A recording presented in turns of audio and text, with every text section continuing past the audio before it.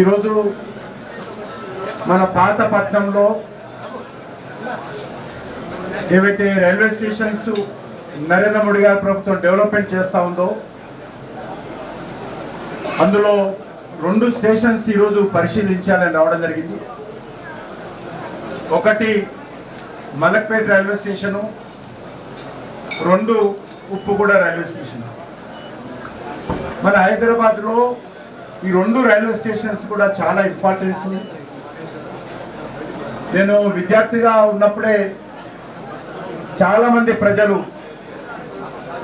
ఈ రైల్వేను ఉపయోగించుకునేటువంటి వాళ్ళు Uppuguda railway station కానీ మలక్పేట కానీ.